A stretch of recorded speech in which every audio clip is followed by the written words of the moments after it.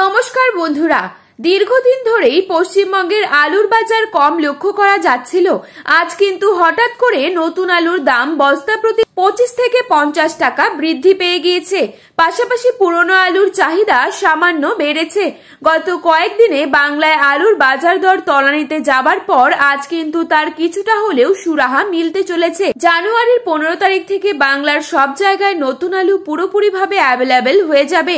আর তারপর কিন্তু রাজ্য সরকার বর্ডার খোলার জন্য স্টেপ নিতে পারে।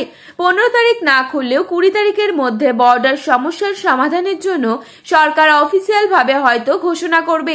চাষি ভাইদের জন্য সুখবর, ওড়িশার ব্যবসায়ীরা কিন্তু জোর করে পশ্চিম মেদিনীপুর থেকে আলু নিয়ে যাচ্ছে।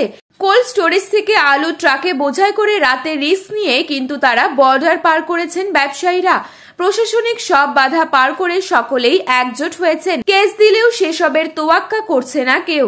আগামী 48 ঘন্টায় পশ্চিমবঙ্গের বিভিন্ন স্থানে বৃষ্টির সম্ভাবনা রয়েছে, তাই সকল চাষিরা চিন্তায় রয়েছেন। দক্ষিণবঙ্গের পাশাপাশি উত্তরবঙ্গের প্রত্যেকটি জেলায় জেলায় নতুন আলুর ব্যাপক ফলন দেখা যাচ্ছে। চাষিরা জানিয়েছেন বিঘা প্রতি ন্যূনতম 90 প্যাকেট এবং সর্বোচ্চ 110 থেকে 115 প্যাকেট আলুর ফলন হচ্ছে। খুবই কম জায়গায় 80 নিচে প্যাকেট ফলন হয়েছে।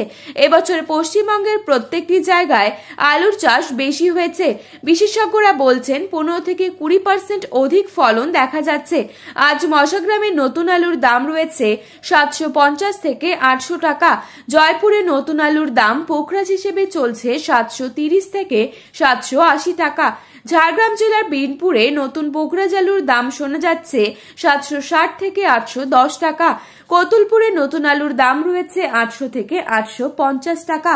তো বন্ধুরা, ভিডিওটি ভালো লেগে থাকলে অবশ্যই একটি লাইক করবেন এবং আপনার প্রিয়জনদের কাছে অবশ্যই শেয়ার করবেন এবং চ্যানেলে নতুন এসে থাকলে অবশ্যই চ্যানেলটিকে সাবস্ক্রাইব করে পাশে থাকা বেল আইকনটিকে প্রেস করে রাখবেন। তো এই ছিল আজকের আলুর সঠিক বাজার মূল্য।